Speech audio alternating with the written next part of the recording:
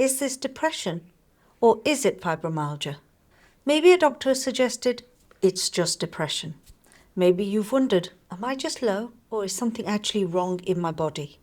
Today I'm going to walk you through 7 symptoms that overlap between depression and fibromyalgia, and I'll share some clear patterns that often point more in one direction than the other, so you can have a clearer, more useful conversation with your doctor.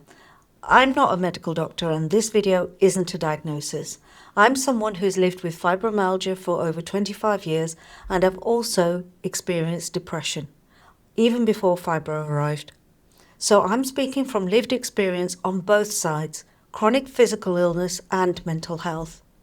One really important truth up front: fibromyalgia and depression can absolutely exist together. In fact, they can feed into each other. Living with daily pain, exhaustion and losses can lead to depression, and depression can make pain and fatigue worse. So this isn't about either I have fibro or I'm depressed. It's more, what pattern do my symptoms fit most right now? And do I need support for both? Let's go through the 7 overlapping symptoms, and stay with me because symptom 4 is where many people suddenly realised which direction their symptoms lean. Number 1 is overwhelming fatigue that doesn't lift, even after rest. In depression, fatigue often has an emotional flavour. You might feel heavy, numb or flat, like you can't care about anything. The day feels pointless before it's even started. With fibromyalgia, the fatigue is usually more body-led.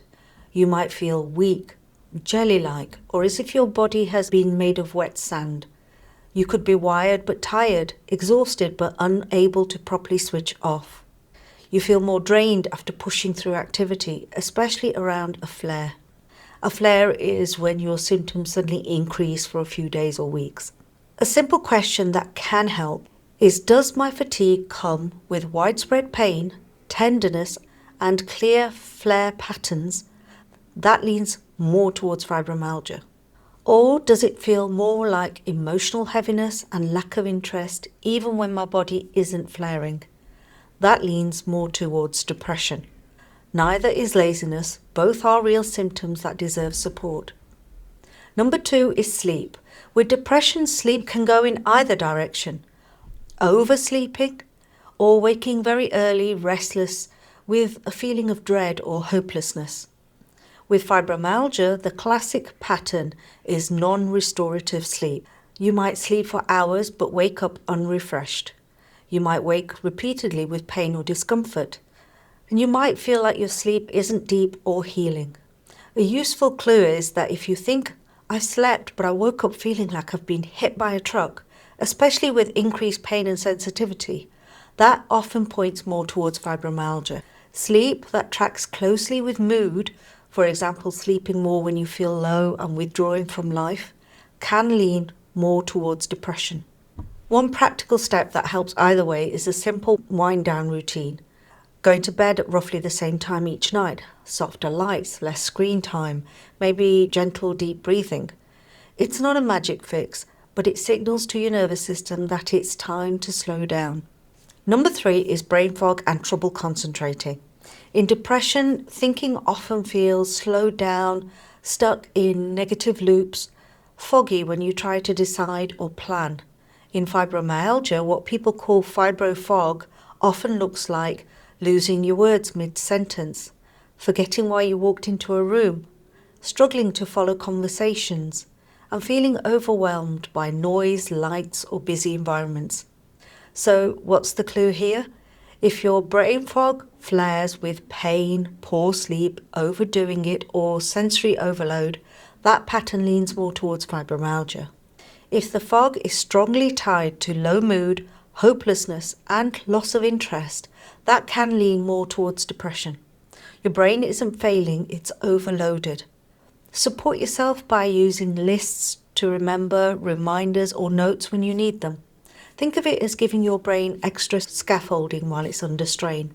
Number 4 is loss of interest or motivation, and this is often when people get their biggest aha moment in trying to discern between these two conditions. In depression, you often lose interest in the things you used to enjoy. hobbies, relationships, even food can feel pointless. You may think, what's the point of anything? With fibromyalgia, something different often happens. You still want to do things. You still care about your hobbies, your work, and the people around you, but your body simply can't keep up. Activity today might mean a flare tomorrow. So the key question becomes, do I still want my life, but my body keeps saying no? That means it goes more towards fibromyalgia. Or does nothing feel worth doing, even if my body could technically manage it? That goes more towards depression. And it's very common for both to be present in both conditions. Number 5 is physical pain and body heaviness. Depression can cause real physical symptoms: aches, heaviness, headaches, digestive problems, feeling like your body is weighed down. With fibromyalgia, the pattern tends to be more distinct: widespread or shifting pain, a feeling of being bruised all over without bruises, tenderness to the touch or pressure, and pain flaring with stress, the weather, sleep changes, or overdoing it. So if your pain is widespread, sensitive to touch, worse after activity or poor sleep, that strongly leans towards fibromyalgia. If the pain feels more like general heaviness, linked closely to mood and inactivity, that can lean more towards depression. All pain is processed through the brain and nervous system, and that does not make it imaginary. Number 6 is feeling slowed down or like you're moving through mud. In depression, movements and speech can slow. Simple tasks like showering or making a meal can feel enormous. You may feel emotionally numb or disconnected from everything. With fibromyalgia, your body may feel weak, stiff, or painful. Muscles fatigue quickly. Balance or coordination can feel off. Overdoing physical activity can trigger a delayed flare. From the outside, both can look the same. You're doing less, but internally the experience can be very different.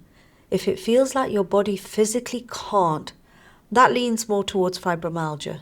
If it feels more like you can't see the point in trying, that leans more towards depression.